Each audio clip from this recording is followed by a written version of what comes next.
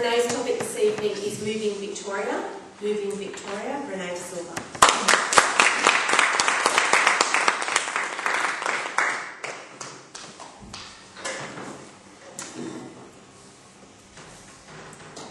Good evening.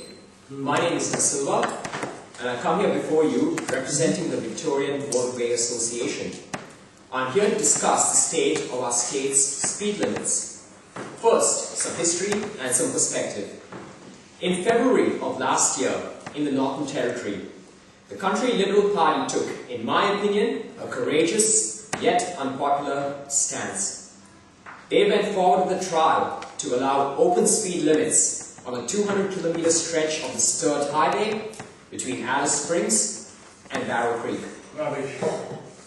I say unpopular, as you can imagine the hysterical outrage this provoked in the mainstream media and the various uninformed state nanny groups that the same media failed to live up to its responsibility to accurately inform.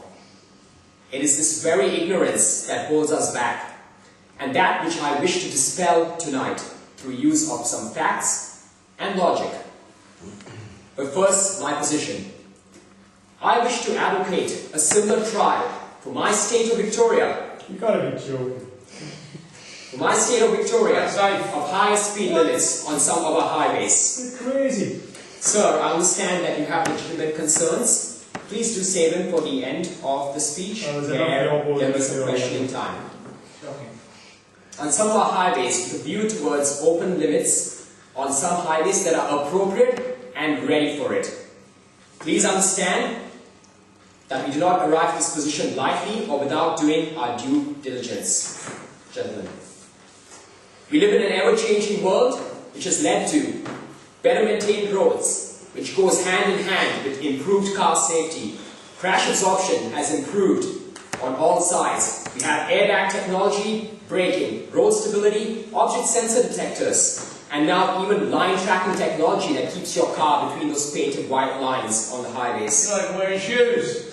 This is comfortable, you should try it sometimes. Crash fatality rates have actually fallen. They have fallen, sir. And 2/3 of fatalities are pedestrians. Where have they fallen? They've fallen. Do you see any pedestrians on the highways, gentlemen? Where? I've seen on the news. Record high. Statistics say What's that? they have fallen in Australia. You do live in Australia, correct? I do, yes. I've got Yes, a funny accent, but I do live in Melbourne. But you may be wondering. I'm wondering. Yes. Understandably about the crash rate factor. Is it going to increase with these speed limit increases? He's on fire, Well, let me go back to our Northern Territory examples. In the first 7 months of the trial, can I ask you, how many high-speed fatalities did we have on that stretch of road? Too many. No, sorry, where was this? In Victoria? If you were listening during the speech, this was in Northern Territory. No, he lives in Northern Territory. That's why there's accidents. No one lives there. Exactly zero. Exactly, because no one lives there. Exactly zero.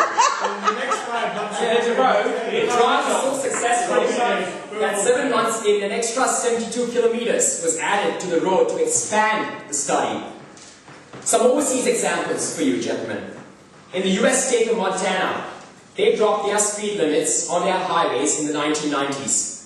Do you know what happened? The accident rate actually decreased the following year and continued to fall in subsequent years. How about the most famous example? You would know them, the German autobahns.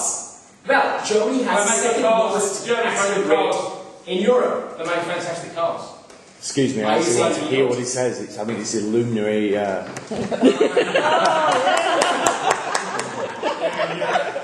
Flip-flops, no point of shirt, dressing an audience. It is good to see that we have some intelligent He's not riding a motorbike, he's not in India, alright?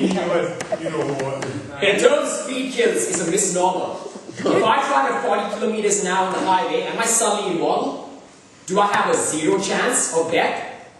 In summary, we have better roads, better vehicles, better safety devices and mechanisms, better medical care and emergency responses as well. By employing a strategy that all evidence thus far has proven to work, we can move toward more people and more goods and services from point A to point B. Quicker, thus increasing the economic output and efficiency too much. of our country, while freeing up our overworked police force from speed camera revenue raising to allow them to concentrate on more critical areas of law enforcement, of protecting you. It would be backward and ahead of the sand approach from us if we fail to explore a trial of higher and open speed limits on Victoria's highways. I thank you.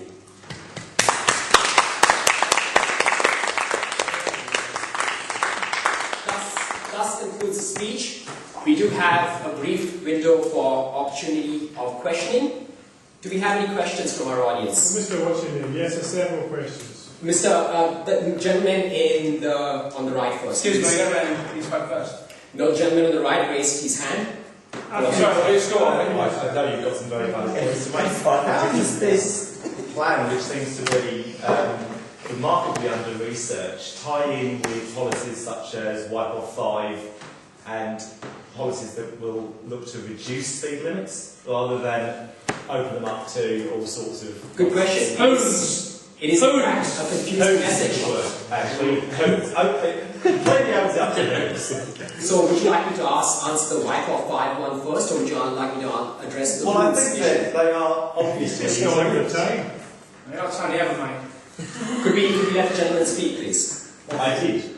I said you can't have one without the other. Wipe Off 5 is a policy that is designed to reduce speed limits. You raise a very valid point. If you don't do that, you're going to be encouraging homeless. As I said, you do raise a very valid and intelligent point, which is more than likely.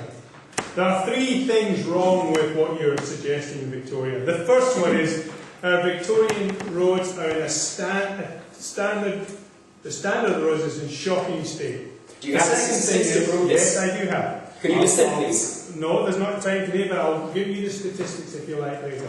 The second item is that in Victoria we have the worst tailgaters in the whole of Australia. And tailgaters are who causes accidents. And the third thing is that we do not keep to the left when we're driving. Yes. Mention America. Americans are rigid about keeping to the left, to the right in their situation. If they get to the left, in which I think that's why they keep to the left. In fact, they're supposed to keep to the right, but they stay on to the left. And also, allow me to address the question about the tailgating.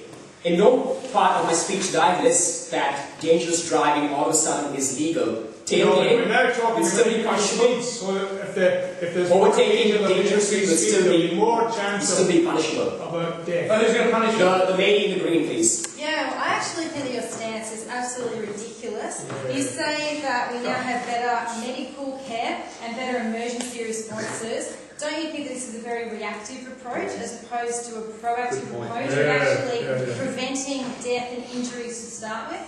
Well said. There will actually be less need for these medical cares, as a matter of fact. We've got time for one more. Is there one more? Yes. Is she the only Aussie in the room? I think you raised a valid point. As a foreigner, you don't understand Australia. It's a very valid point that you have over there. Ladies and gentlemen, thank you for your time. We'll be hearing more of this.